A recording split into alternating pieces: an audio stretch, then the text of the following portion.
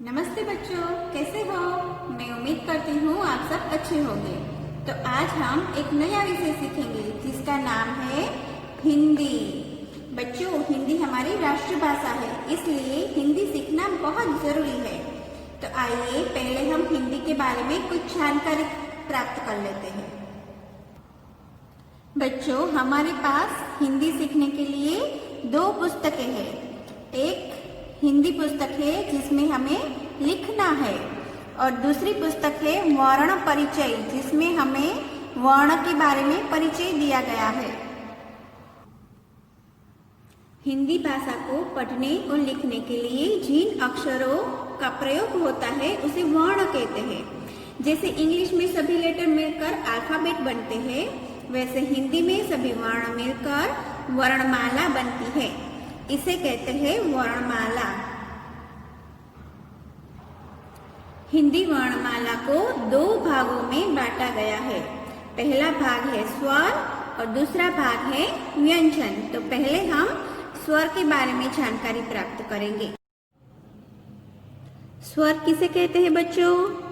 जिन वर्णों या अक्षरों को बोलते समय आवाज सीधी गले से निकलती है, जैसे कि अ, आ, उसे स्वर कहते हैं। हिंदी में 11 स्वर होते हैं। तो आइए देखते हैं स्वर को कैसे बोला जाता है। अ, आ, ई, उ, रू, ए, ऐ, ओ, औ, अम, आहा। तो इसी तरह से आपको हर रोज जोर से बोलना है, इसका पुनरावर्तन करना है। और हमारा पहला स्वर कौन सा है बच्चों? अ। तो आइए देखते हैं अ से शुरू होने वाले शब्दों के चित्र। अ से अनार,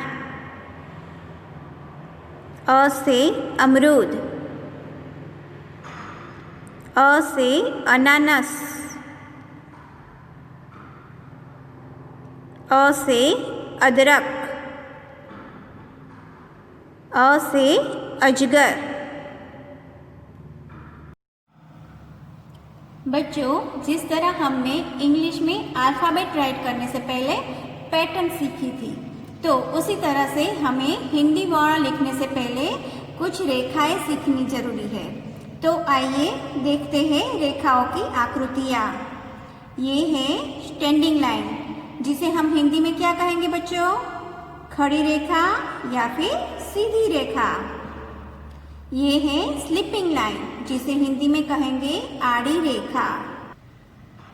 ये है राइट स्लांटिंग लाइन, जिसे हम हिंदी में कहेंगे दाहिनी तिरछी रेखा।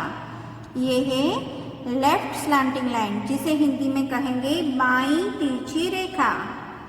यहाँ देखो बच्चों, ये है राइट कर्व लाइन, जिसे हिंदी में कहेंगे दाहिनी वक्र रेखा।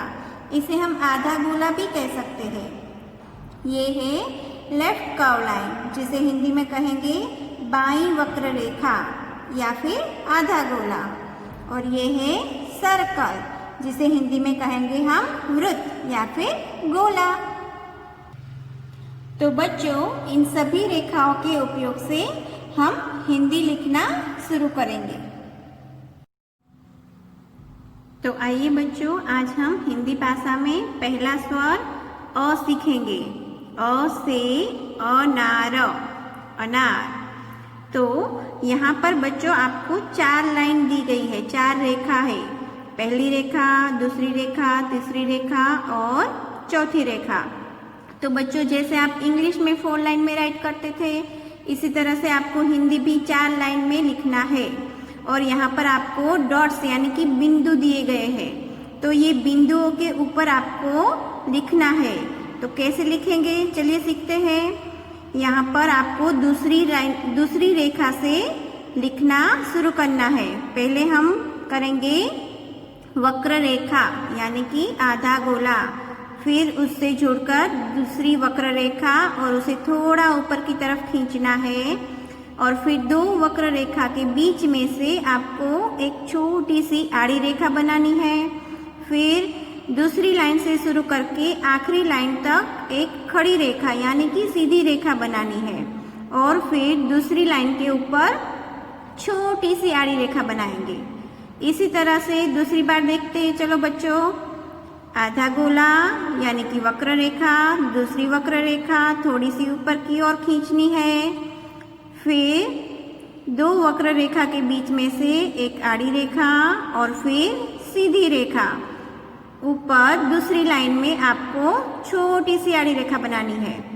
जब भी बच्चों आप अ लिखो तब बोलते बोलते, जोर से बोलते बोलते लिखना है। अ से अनार, अ से अदरक, और क्या होता है बच्चों?